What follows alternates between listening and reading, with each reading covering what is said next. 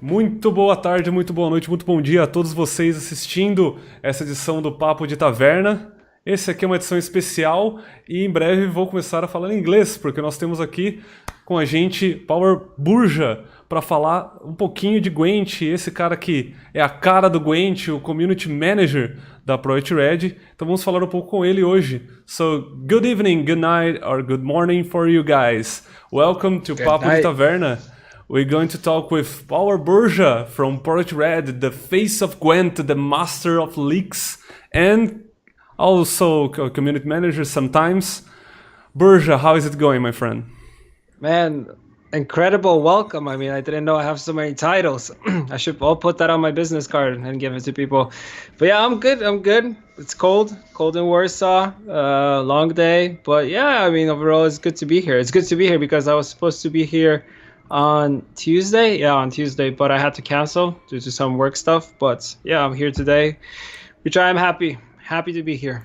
If you were working on Gwent, I think we don't mind, right, guys?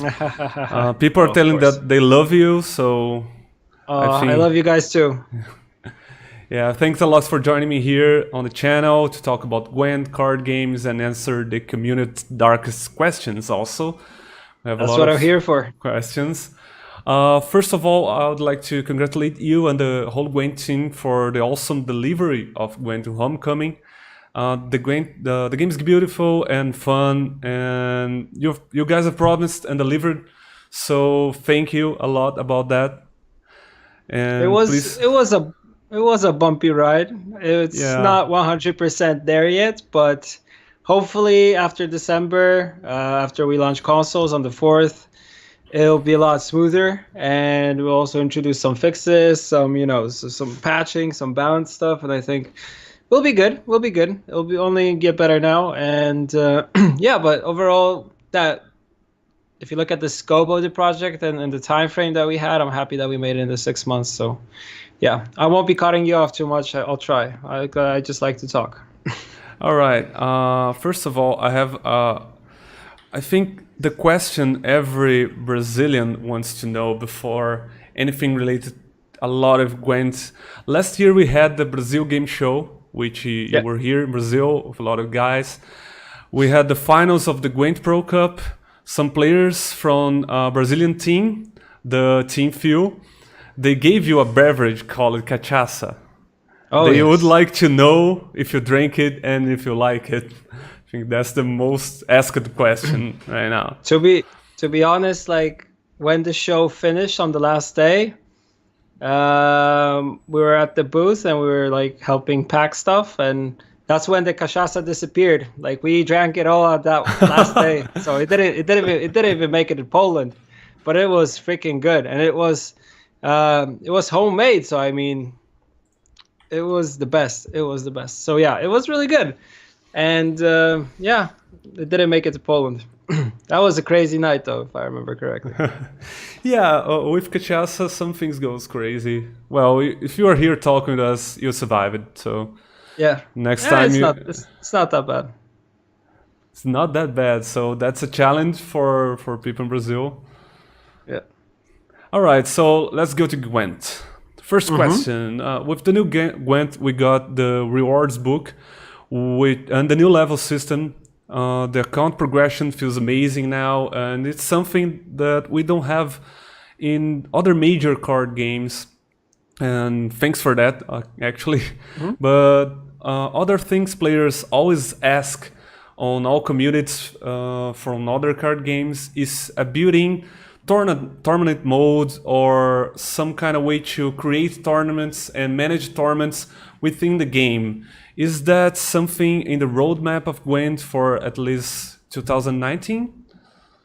When it comes to the roadmap, we're still kind of working on to get it finalized, especially that I promised that we should share something around December, and I'm going to stick to that, like to have something fleshed out. But I think tournament mode is something that is quite big and quite difficult to implement. So it's not like priority one. We have some other things which are like super important now, like we promised that we'll be adding a new faction. Like before we launched Project Homecoming, we were already working on that faction, so we pretty much have to go back to the drawing board and redo that. There's also other things that we have planned, like other card drops, plus maybe if everything goes well, a game mode. But wow. And also like spectator would be nice to get introduced, but it's also like that requires some time. So we'll pretty much wait and see. Like I don't want to promise here like anything 100% because we're still finalizing all the most important things and what we actually want to do next year. I see. Well, if you have that in mind, it's already great. There's a lot of things to do before that. We know that. And you just talk about that, so I'll just jump into the question. You said something about a new faction that we heard that a long time ago, and I think because of the Homecoming things slowed down a little. But about a new faction and new cards, can we expect the new cards to drop in small doses, like month to month or during 2 months, or are you planning something like midwinter patch with full expansion with 100, 200 cards, like twice or 3 times during the year? Is that something that you already have in mind? How you guys want to work with that? We'll either try to do a little bit of both. Like we want to, of course, have faction-specific stuff launching in, let's say, a bigger scale, and also have smaller card drops in between. But we'll see. We try to kind of mix it up a little bit. I won't say that we'll go back to the previous model that we had, that every 2 months we would drop 20 cards. But we might be doing stuff like, once you have a faction coming out, it will have a huge set of cards that will pretty much work with all the factions, and we'll introduce new things. And then in between to have kind of smaller fillers jumping in and filling in with some of the cards. So we're trying to kind of play around with the format and see what's best, because it's also like Midwinter taught us that you can't always just go in and drop 100 cards and do something additional, because it really shifts the meta and it really brings in crazy stuff, and not everybody might agree to kind of the direction that we're going with. And that's one thing. And the other thing is like we were also at the time working on a new core for the game, so we were like doing 2 things at the same time. So right now we kind of have to refocus and just have the card drops in a little bit smaller scale. I'm not saying 100 cards at once, but maybe something a lot smaller than that. Yeah, and we have some leaks about the next patch that we might have some new cards. Can we get a number of new cards we might get? With which patch you mean? The next one we heard about, maybe some Heimdall might come back to Gwent. Well, only Heimdall is on that list as a card that will be kind of returning because it wasn't there. But we don't plan to add any new cards. Like main focus for this update, which launches with the console launch, is to focus on changing the power, the provisions, and all these things with cards that we have right now, plus tweaking some abilities. Like I talked in the forums, I think like a day before yesterday, something like that, saying that there's like Xavier Lemons that we need to fix. Like Aethman needs a fix as a leader because she's kind of OP right now. Some small changes to reveal because it's players are saying that it is kind of overpowered. So all these things are kind of like most important right now to get those done. And we'll see. I mean, those are like priority right now. Right, and can you expect this patch to hit before the launch on consoles, or together with it, after it? Together. We want to do the whole thing simultaneously, since this will require a client update, so it will update for PC players, and of course there'll be a new build for consoles. Right. Yeah. And also new content. Can expect new challenges, puzzles, and events like we had on the beta?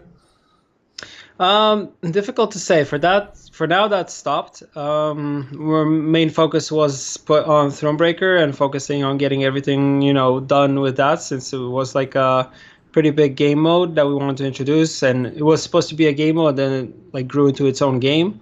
But we'll see. Like I don't. Same with all the seasonal holiday events. Like for now, they're put on hold, and we'll see if we'll like try to revisit that idea sometime. Yeah, the events and the puzzles were pretty awesome, and Yeah. I love that on Thronebreaker. Yeah, And and like Stormbreaker, we have the same guy, David, working on those, and he's really, really like innovative when it comes to creating these puzzles and kind of like nice. even the simple stuff like with the boulders that you have in the tutorial that you have to choose, like you have to do a specific sequence in order to get something done. He's really good at doing those. So yeah, we'll see. Pretty much, it will be cool to have it, but the kind of we'll see what the future holds. Especially like for next year, we're trying to. Right now, we're in the process where we're kind of planning stuff ahead to get it ready to talk about this a little bit more in December. Yeah, you already talked about the roadmap that you're planning. Yeah. What's going to happen each time of the year? What's next for Gwent? So we'll have to wait for that. I think Yeah. we might have before the end of the year, right? The Yeah. roadmap. Ideally, I want to have it sometime in December, and I hope that date won't change or move in any way. So that's the idea. I also want to do like a stream probably dedicated to that, to kind of sit down and talk about like what our vision and idea is for the game moving forward. So players know pretty much that we have this thing ready, and we know what we want to do and how we want to proceed forward. Because right now it's pretty much, we just launched, and players want to know like, okay, you guys launched, we have the game, there are some problems, there's some things that needs to be fixed, but what are you guys gonna do now? Is like how you gonna grow from that, how you're gonna develop. So the idea is to actually showcase it before the end of this year. Yeah. All right. Well, we talk about Thronebreaker, and Thronebreaker evolved from a Gwent campaign to a full solo game, and you started the series The Witcher Tales, and I think I already heard that you guys want to do more Witcher Tales, but is there can we expect anything new for 2019, like a Witcher Tales each year? It's hard to say. Like, I don't know if you saw, we had recently one of our financial reports, and we're pretty much trying to wait and see how Thronebreaker performs, because based on that, we'll know how we want to proceed forward. If we want to do more, if we want to change the format, if we're gonna stop doing them. Like, there's many options. So we have to pretty much gauge what the reaction from the community and from players will be, right? So yeah, I think that's that. Yeah, do you think the launching Thronebreaker together with Gwent on PC, Thronebreaker might have put Gwent on to the side? Like a lot of people playing Thronebreaker, some streamers were sponsored to play Thronebreaker, and Gwent was put on a side, and we lost a lot of viewers due to other games. But do you think it was the right move to launch both together? Looking back at it, I think it wasn't like the best idea. Like, it was a good idea when we were planning it back in April, because we were like, okay, we'll launch Gwent will move out of beta, and with it we'll have Thronebreaker, so we'll deliver two things after this 6 months period of downtime. But when it came to like promoting both of them at the same time, it was very difficult, because you have to pretty much focus on one thing. And our main focus was, of course, Thronebreaker, because the team has been working on it like super hard. And like you said, it grew from being like a 10-hour game that we wanted to have being part of Gwent, and then they kind of grew into a 30+ hour like standalone RPG experience with a full story and just card battle mechanics in between. So our focus then was like, oh, we really have to push and show like what a cool, awesome game this is, that it's it's more than just a card game. But looking back, yeah, I mean, with Gwent right now, we're not 100% happy as to where we are. Like, of course, we'll be doing. We're already working on trying to change this, and hopefully, moving forward, will be like our main focus right now is on Gwent, of course. Yeah. And regarding the launch of Gwent and how many people watching and playing, I want to take some time to talk about other digital card games. A lot of new card games are showing up in the market this year. Some people even talk about the card game golden era because we have a lot of options right now. Yeah, it is. Competition is good. It's good for the market. They can all this competition. But some Gwent players are afraid that they might take all the players and content creators from Gwent. Of course, I'm talking about the two new big boys from the market, that is Magic Arena and Artifacts. And I wanted to touch on that with you and just discuss what are feelings regarding this competition and how Gwent will survive in this market. Well, it's not going to be easy, as they say. We know that Artifact is launching in 6 days, and already it's at the closed beta period here right now, and we see people, streaming and playing the game. With card games, I've seen a pretty crazy trend right now. Is like whatever comes out new, like players have this thing that they will flock to that game from one card game. I think it's because us as card game players, at least like looking at myself, before there was only like Hearthstone, and before that you only had Paper Gwent Paper Gwent, Paper Magic or Magic Online. Well, I had Paper Gwent also. Yeah, we also had Paper Gwent, but you were limited to the number of card games, and then we had Gwent come out, and then we had this we had Elder Scrolls, we had what else was there? Shadowverse, yeah, exactly. So Eternal, like all these games that started like popping up everywhere, and I think we got to a point where the market right now is like super saturated, that you have all these different type of card games, but they are still pretty much the same, apart from like Magic is pretty much the same, aside from like some mechanics that change, or some mechanics that they take from like older sets and they bring back to the current set, which I for example like that. Arena is a very specific product. If you look at, like, if you're following Magic for a long time, like I have been, you see that some of their content creators and some of their like pro players, they're not really like big fans of it. But for new, let's say like card game CCG streamers, this is something that is quite interesting because it's fresh, it's new, it's something that has just come to the market. And then you have and it's free to play.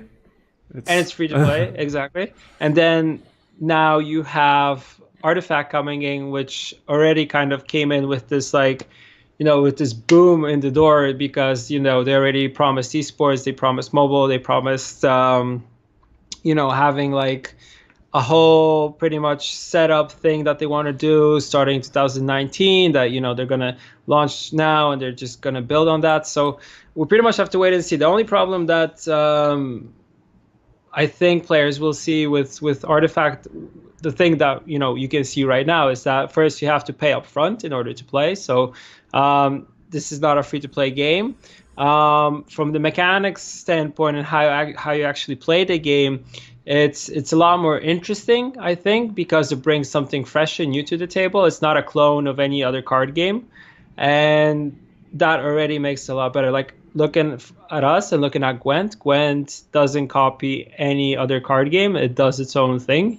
We don't have a mana system. We have a fixed like hand limit. We have, of course, leaders on the board, which are not cards, which is something that is totally different. But you pretty much now you can only play one card per round. You're not limited by a mana system in any way, like I mentioned before. So I think CCGs that have interesting mechanics will stay, while card games that are similar to others will probably be less popular.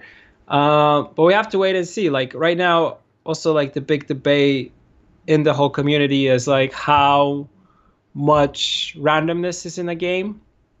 and like how important is RNG. And like when I saw like the first previews of Artifact and what like players were saying, and this is like Gwent community and also different communities, they were saying like, oh, there's like too much randomness for my liking. Like, but we have to remember like you will have these random effects in card games because they're kind of become a part of the whole thing. Like, of course, you can have a game that is super non-RNG and is only based on skill, but still like people always put Magic as a good example of a game that's all very low on RNG, very like skill based, you know, heavy on mechanics and stuff like that. But still, if you look at it, you have this randomness of either getting mana screwed or just getting mana flooded. Mm-hmm. Yeah, you get flooded or you get mana screwed, and you're just, you know, and sometimes it's like we have.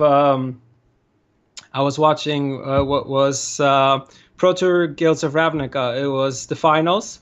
Louis Scott Vargas was playing in the finals, and he was like, he's a community favorite. He has been playing for, you know, super long time. He's a Hall of Famer, and he lost his match because he needed to like mulligan down to 5, and he was either getting 1 land or no lands or only lands, and it was very frustrating. And it shows that, you know, every card game has a little flaw of it. But we'll see. We pretty much have to see how the market shapes and behaves, because right now we might have streamers and players kind of flogging to the new thing, because it's like, you know, you see the new thing, you're super excited. You're like, oh man, I really have to check this out. It's a new card game. I love card games. You know, I need to get into this. I need to be part of this. But then you're like, you play it for some time, you build your opinion, there are things you like, there are things that will frustrate you, and then you decide it's like, okay, maybe I need to go back to something different, maybe I need to try something else, maybe I should go back to the card game I was playing before. So we have to pretty much see. I'm not saying that Gwent doesn't have its problems. Of course, there are some problems that we need to work on. Like people are saying that the game is slower right now. That is some things that we need to adjust. There are some problems with balance, of course, but I think overall for the amount of work that was, you know, put into it, and you know, with the 6 months period that we had, I think we like the whole team outdid itself. So kudos to them, and we should be just like building on this right now and trying to develop the game and make it better and better all the time. Yeah. Yeah. Wow. Thank you. I think you have that set up for some time, huh? Yeah. Well. Yeah, for RNG, I didn't think we were talking about that, but yeah, all the card games have RNG, and Magic has this land system RNG for 25 years now, and it's a real problem, real problem. And I've watched a 1 hour discussion about comparing Magic, Hearthstone, and Artifact, which the guys, one of the guys said he could make a stand that any of the 3 had the worst RNG. So every card game has an RNG. I think if you don't want to play something that has an RNG, you should play chess. I mean, you can play chess, but I still like any card game that you get into, you will have the random effects. It's like even starting the game, I mean, drawing your first hand is like you totally don't know what you're gonna get. It's like you either get a perfect hand and everything, you know, you combo off, or you have the right tempo, or it's like in Magic, like if you hit your land drops all the time, it's like, you know, 1 land play something, 2 lands play something, 3 lands play something, and it kind of structures. You will, if it's an aggro deck, you will get your tempo, you will get everything going. If it's a combo deck, you will be hitting the land drops. Even if it's a control deck, you will be hitting lands, and you'll have options to counter your opponent's plays. But if you don't get that, you're just pretty much sitting there trying to put stuff together, and then your opponent might be just on the roll and doing whatever he or she wants, and you'll be like sitting there, okay, can I go home now? Can this please end? Because you know, I ain't got nothing, and you just scoop up and you just go off. Like, but still, being at like best of 3 when it comes to MTG, I think is good. I think it's easier to kind of run away from it, but if you're like in your 3rd game and it's 1-1 and you get, you know, a terrible hand, or you brick or whatever, or you're just stuck on lands, you'll be like, okay, yeah, it's gone.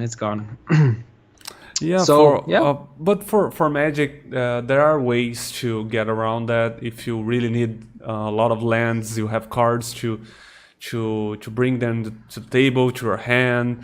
You have a lot of cards yeah, to work in Magic. In Gwent, you have ways to work around some RNG. I think even in Artifact, I didn't play yet, but I watched some streams there. There are ways to work around RNG. The only RNG I don't like is some things that we see a lot on Hearthstone, but there are on other card games that like the create mechanic, which people just bash it on CDPR about that, yeah. creating cards out of the deck.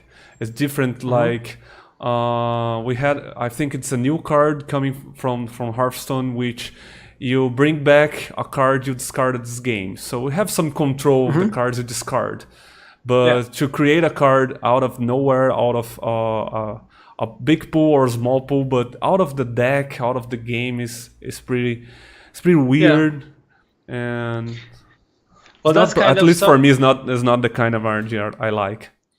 Yeah, well, that's also kind of like limited RNG. We also tried playing around with that. Like you're limited to the cards that you have in your deck, or you can spawn something that is a copy of a card that is in your deck. So you pretty much know what the probability is of hitting those cards, but still, it's still super random because it's like if you have something like create a bronze card that is in your faction, well, you have multiple possibilities. You might create a dwarf that you don't need, but you're playing elves, or if you're playing in dwarves, you might create an elf. It doesn't go with your strategy. So, I mean, you always will have this random element coming in. Yeah, and is this RNG the idea of less RNG? That's why Gwent tried to have a deck with lesser cards, like Hmm. 25 is not something we see on other card games. So, well, you just answered that. So Yeah, that's why. like we were like you were in the PTR. Like we were playing with. We started off playing with 30 card decks, and we kind of liked it in the beginning. But the thing of having less tutors in the game that we have right now, you're pretty much limited to the number of cards you're able to take out and thin from your deck. So you're not thinning as much as you were before. So like I still think like with current Gwent, if you play some of the decks, you will get down to like I don't know, let's say six cards in your deck left, and you pretty much know which cards they are, but you're not doing it like it was before. Like you could pretty much thin to zero or thin to one or two cards, and you would know that in the third round you would draw the win condition that you need. So we kind of moved away from that.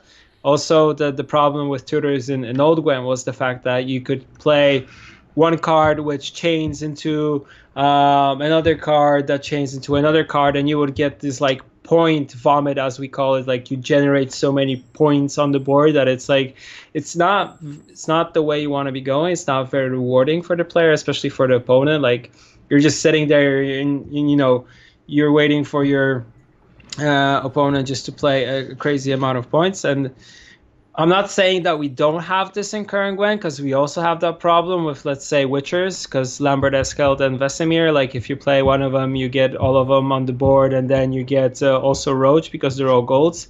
We will tweak their power, of course. We will tweak their provision costs in December, so they will go down a little bit. So I think their use also will go down. And we wanted to kind of move away. If you look at the point ceiling that we have right now in the game, it also has come down from what it was before. Like you don't have cards generating like 30-40 points right now. You have a lot less points generated Yes. by sequencing some cards. Yeah. One thing that really changed the way you play Gwent is the rules regarding hand size and card draw, as we are talking about the deck size. Some players say that limiting the hand size and the drawing of 3 cards each round might benefit some strategies and decks. Do you guys feel the need to change anything around that, like removing the limit or decreasing the number of cards drawn in the second and third round? For now, no. But it's something that has been highlighted so much by our players that we're looking into it, of course. And we'll see. Like pretty much, we'll wait and see. We first have to fix some of the balancing issues that we have, and based on that, we can start, building upon that more. Okay. A lot of people saying that there's no short rounds anymore, because even if you use all your cards on round 1, you get 6 cards in the last round. So I think that's where it's coming from. Yeah, we also wanted to limit the dry passing that we had before, because you would have this, that players would just like, just go in and they knew like, okay, I'm playing a deck that is really, really strong, but I really pretty much have to play all my cards. So I will just pass the first round, and then second and third, I will just, do whatever is needed. And we moved away from that to like stop people from just auto passing and just going like see ya, and some it wasn't working the way we wanted. So that was the idea behind introducing the hand limit and introducing the amount of cards that you draw in between rounds. Yeah. Do you think you guys delivered what you wanted regarding the dry pass and the coin flip? We're really happy with the coin flip fix, because that was something that we were going through for a longer period of time, and it was something that we were trying to find a fix for, and it was something that we went through multiple iterations of how we wanted. Like there was an idea to give the player who is starting first more points, or there was an idea for him to have a unit on the board when he or she starts, and we're going through all these iterations, and with all of them there was some type of problem. Like giving points straight off, it's insta pass, because you already have points, your opponent needs to play something, you get card advantage. So that also the hand limit kind of started playing into that. So we're like, okay, so if the player is also going first, let's give him additional mulligans since we have less mulligans, or some leaders have more, some leaders have less mulligans. So let's just give him another mulligan. And then one of the guys came up with an idea to actually just to have an artifact on the board that you can't remove and that will buff a unit. And then we were like thinking about the number of points, how we should distribute the buff, and that it can only be for one round and it can only be used once, but also that this artifact cannot be removed in some way. So overall, I think the design team found all the possible problems that could go wrong with this card, and they were like, okay, if we do it this way and we don't cut any corners, it will work perfectly. So I think that's the one we're most happy with. When it comes to hand size and limit, well, that is something that we're constantly looking into. I'm not saying that it will change. I'm not also saying that it will not change. So we'll see. Yeah, we didn't have any major competitions yet to see anyone exploiting something. So yeah, we have to. We have to wait. Mm-hmm. We'll have right now there's the Gwent skirmish, so we'll have content creators playing against. This is like the first one that we're doing, and we want to do more of those with different faces, let's say. And then we'll also see what people bring to that tournament. And once consoles join, we can start going back to the to Pro Ladder and to getting ready for upcoming Gwent Open, because that's next. And we also additionally, aside from the roadmap that we probably we should be showcasing as soon as possible, the other thing is to showcase what our idea for Gwent Masters is for next year, because we still have an Open, we still have a Challenger, and then we have to move on to World Masters, and that's just the first season of Masters. And of course, we're planning a new season, and so it's a lot of different departments and different things, but we're trying to piece all these things together now and just send it out to the players. Yeah, I know the first streamer skirmish didn't even started yet, but can we expect any Brazilians in the next one? I want to. I talked with Caesar. We want to have some Brazilians on board for the next one. So I told him, yeah, of course. It's for this one we were just taking people from pretty much the top of our heads that we wanted to have in the first tier. But we have a list, a full list of other streamers and content creators that we want to bring on board for the whole thing. So this is just the beginning, and of course there'll be more. Yeah. All right. All right, great. And as we're talking about competition, and you said Gwent Masters is near its end, and you guys are planning how it's gonna work during the last Open, the last challenge during the Masters, the roadmap after that. And we also had a Gwent Pro Cup in South America, which I think it was the only CDPR paid tournament besides the Gwent Masters, right? So we're pretty happy about that.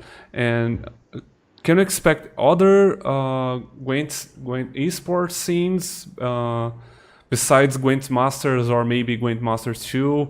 Like together, we saw that ESL is starting to make some Gwent competition for Europe. Can we expect other stuff like that?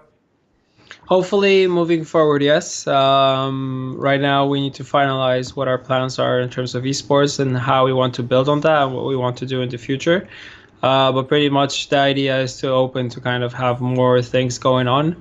We also probably need to rethink the way we approach community-driven tournaments and the way some of the things are done when it comes to third-party and licensed tournaments. So that is something that still is being looked at by us, especially now, since we're going to have the game out, it's something that we can focus more on. All right.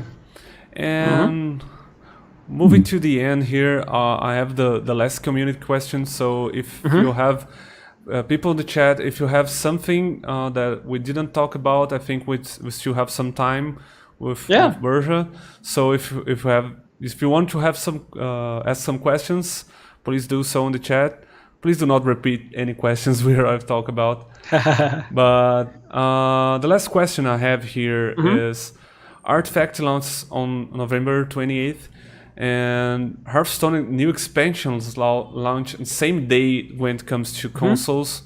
Yeah. And I know you can talk about specifics regarding strategies for marketing, but would like can you show us something or some plans regarding marketing for Gwent, if you have some streamers sponsored or any kind of special event for that? With us, pretty much the thing is that we try not to do as many sponsored streams, let's say, in a way where you come into a content creator and you pay them up front for playing the game, because we feel that it's not, it's not very genuine. Because you don't have really that player pretty much interested in the game. When it comes to marketing, like we're doing a push already right now and for Gwent for engaging new players and engaging existing players or players who tried the game and for some reason didn't continue playing. And so those are the things that we are full on focus now. With console launch pretty much, and also it being kind of end of the year, we want to see first how the reception is once the game is on consoles and how the game performs after all the tweaks and changes to balance that we're going to introduce. Like, it won't be a super big patch, and we already know what we want to do in the future, probably after the Christmas break, moving forward. So we pretty much have to wait and see. Like, I won't go into specifics. Like, we have some things planned, but they're just in, let's say, a planned phase, and we have to see how the game performs to see if we're going to move forward with them or not. All right. That was all the questions I had here. I'm picking up some from the chat. A lot of things people are asking on the chat I already asked Burza. You can check the VOD after the stream or our channel on Cardemia. But I got some pretty nice questions here. I forgot to ask this one actually. Will Gwent be available on mobile and tablets? Right now, PC, PS4, Xbox One, that's the main focus. And of course, it would be cool to have the game on mobile, but too soon to talk about these things. All right. And are you considering reintroducing blacklisting on the Mulligan? Right now, no. But that's more of a question to the design team if they want to move on and maybe go back to this. But when I was talking to them recently about it, the idea is not to do it right now. All right. Where's my Radovid? Radovid is currently on vacation, and he will come back, and he will come back in full force. Hopefully, we'll get to talk about that. Well, ideally, if all goes well, still this year, and go into specifics like what our idea is for him to come back. But yeah, he will come back, like with all the Redanian units. It just will take some time. Let him rest. He's on vacation. He needs vacation, like I do. You have yours. Hang on. I will have my vacation. You get there. Very, you very get there. soon. Yeah, just waiting, counting days. Oh boy. Can we expect Strengthen and Weaken to be reintroduced in 2019? Like with the previous question, difficult to say. Because we either might or we won't. We weren't too happy with Strengthening and Weakening as it was in the game, so that's why we moved away from it. So pretty much have to, we have to wait and see. All right. What about armoring units? Well, armor is something that's most likely will make a return at some time. We're also thinking about introducing armor to artifacts, for example. So there's an ability to remove them in some different way, but this is still kind of like in debate. It's not something that we for sure want to do, or we still don't know how to introduce it.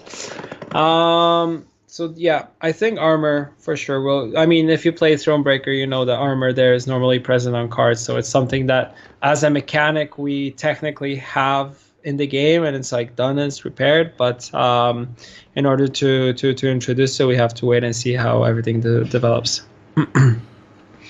That's nice. That's a nice one. Where is Quen? Quen is gone. It's not coming back. Easy. No more Quen. If you look back at Gwent's history, like Gwen was very problematic for us from a technical standpoint and from like overall. So yeah, it won't come back. I saw some people asking at the start also about the artifacts changes. I think it was, I don't know, in the forums or Reddit. Some people, I think it was you who said. Yeah. About putting armor on artifacts, and a lot of people didn't actually like it. I myself didn't actually like this change. I don't know if you guys are thinking there's more than that than you showed us already. Can you talk about that? It's something that's still an idea, and it's something that won't be introduced in December. If it, it happens, it will happen sometime next year. So we're still figuring this out. So it's a possible. I threw it out as a possible idea because it's something that I wanted the players to kind of elaborate on and see kind of what they think. Because our design team is like constantly reading all the feedback from the community, and I'm also sending them stuff over to read and kind of analyze. So. We try to, talk about things that we want to, like, also moving forward when it comes to communication. What we want to do is, like, we want to talk a little bit more about things that we want to introduce, but we haven't introduced yet. It's not like saying, okay, guys, we'll do this and deal with it. We want to kind of have this approach that, okay, we're thinking about this and this and that. What's your thought? So to get more information, how players will actually react to these things. Can we expect a PTR for this patch? No, probably not, since it's the 22nd. We have pretty much everything finalized right now. Because as you know, we need to go through certification on consoles, so all these things are pretty much already prepared and are going to be sent to cert.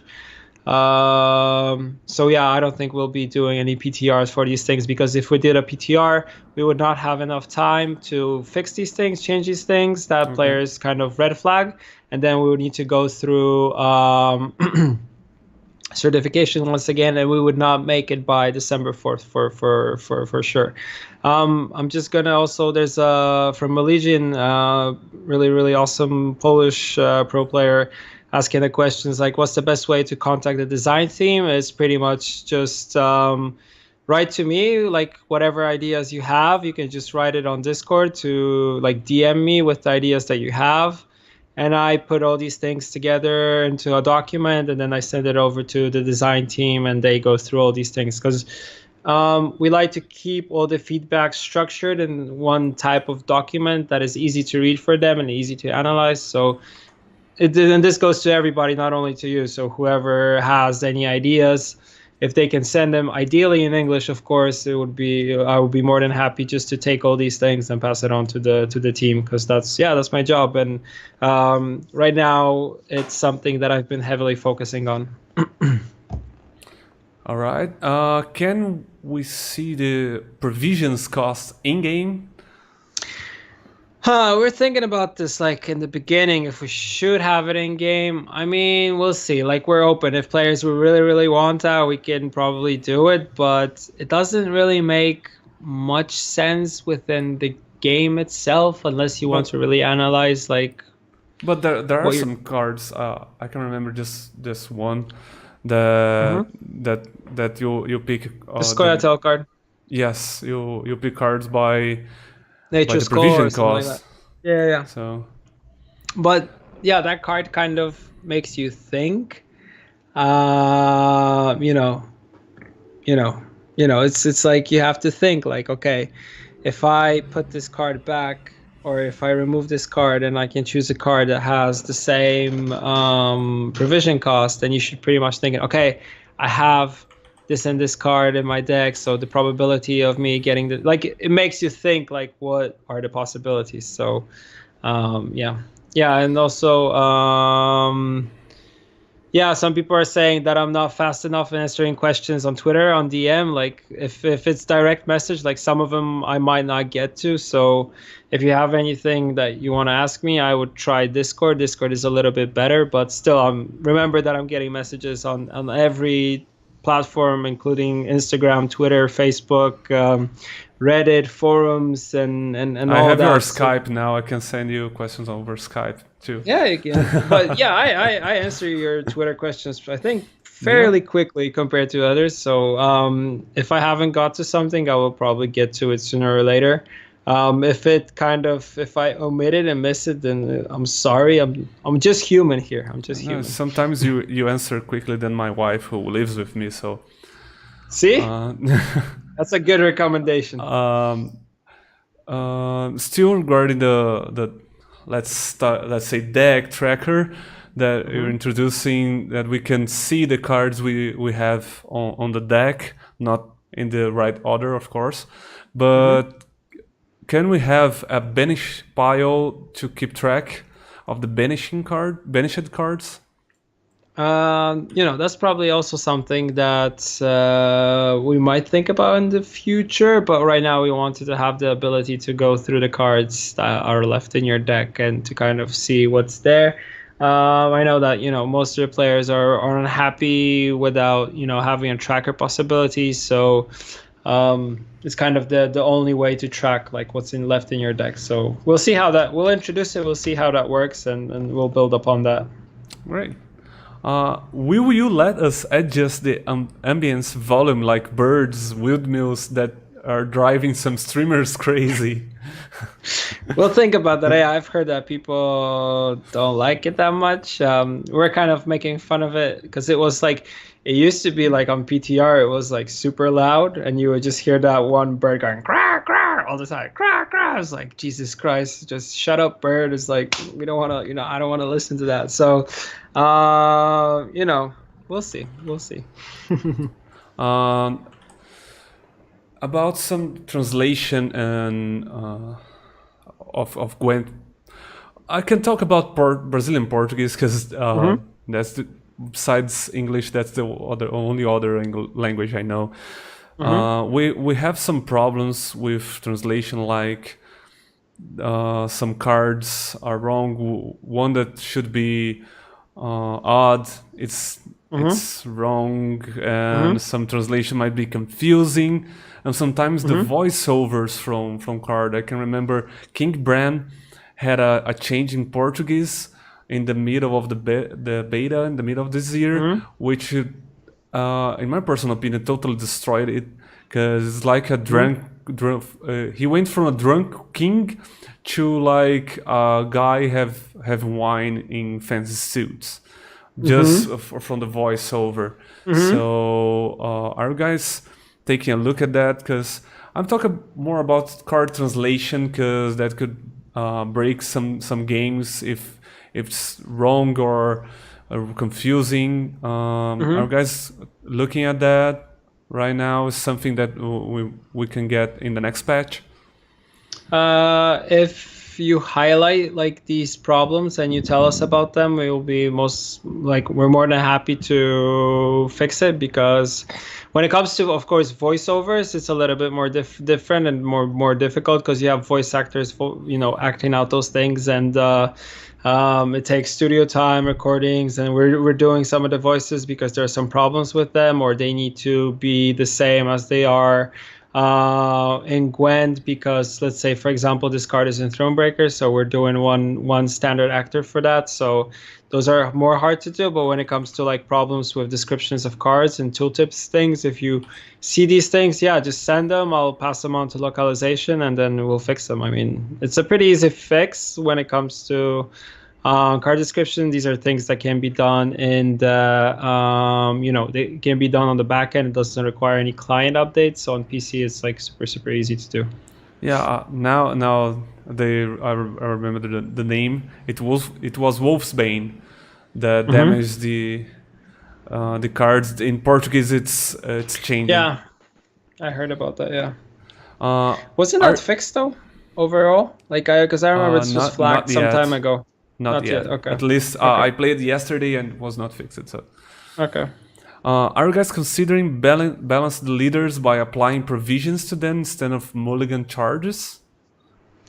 No, like provisions and leaders would totally not work. Like you get them free of cost when you add them to your deck. No, because that kind of incentivizes you to play a certain leader, and also like you still need to have the mulligan charges, because the mulligan charges pretty much determine how powerful a leader is.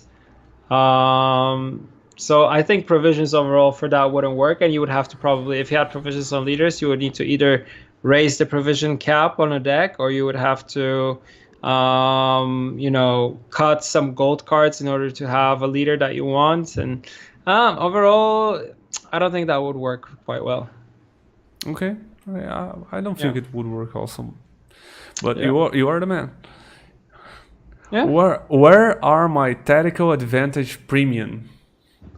Work in progress still. Like tactical advantage was added. The art was added quite late to the game, so it's something that will be introduced later. Like if some cards don't have premiums, that means they will, but it will just take more time, and we didn't have the time in order to have it for launch. So it will have its premium, but it requires some more time. And will the old soundtrack make a return? Not planned right now, I can tell you that. Feels bad. I think I can find that on YouTube or something. Put it on Spotify. That helps. Yeah. Homecoming did encounter a lot of criticism. How does CDPR want to get players and streamers back that stopped playing Gwent? I think you kind of already answered that, but it's a recurring question. I'll just elaborate more on that. Like, to be honest, like if someone like we're not doing anything to get streamers back. Like what we're focusing is the problems that we have in the game right now, and we want to fix those things, and that's the most important thing. If you're a streamer content creator and you moved on to a different game because it's new, it's something that is cool right now, feel free to do it. But for us, is like we have to focus on doing what we think is best for the game, and which is right now focusing on all the balance problems, focusing on the bug fixes, focusing on fixing everything and have it all working properly. And based on that, we'll be developing the game, adding more content, and growing Gwent as a whole. And if you want to come back, if you want to play it again and then enjoy it, you're more than welcome back. Like open hands over here. If you don't, yeah, I mean you don't. So it's pretty much that. Like our core focus is just to make the game as good as possible and work on the problems that we have and move forward from that. That's great to hear. Yeah, that's great to hear. So I think I got all the chat questions. Anything else, guys? Easy clap. We are wrapping up here. It's bedtime for me. Yoo-hoo! Yeah, it's pretty late down there, right? Yeah, it's 10:30, but I'm the type of person that goes to bed at 11, so early sleeper, and I get up early in the morning. Have many of the Thronebreaker devs been moved back to work on Gwent? Yes. Easy. Current user interface doesn't show revealed or banished cards in the history on the left. Will that be changed? Yes, that needs to be developed more. And I think that's it. It's time for Burza, so I'll not take any more time. And we made it 1 hour. I can't believe that. I can't believe it. We could probably talk 1 more hour more if there was time. We could probably, talk and talk and talk and talk. Yeah, we could talk all night, but thanks a lot, Burza, for taking the time no problem, to come man. here Anytime. On my channel and answer all those questions. And you promised, you delivered. You said you could answer anything that I threw at you, and there you go. You did. Told you. Easy clap. So thanks everybody who come watch Burza, the interview with Burza. Thanks Burza again for coming down here just to answer our question. And happy to be here. Please get some sleep and take it easy for you and for all the team. You guys working hard for the game, and the games turn out to be awesome. So thank you again. Thank you for all the haircut and beard compliments. Yeah, I just got it. I got it on Tuesday, so yeah, thank you for the compliments. I'm gonna tell my barber he did a good job. That's why you couldn't make it on Thursday. You were getting ready for today. Okay, thank you. No, it was in the morning, so. Thanks, guys. So see you on the next stream. Yep. Bye-bye.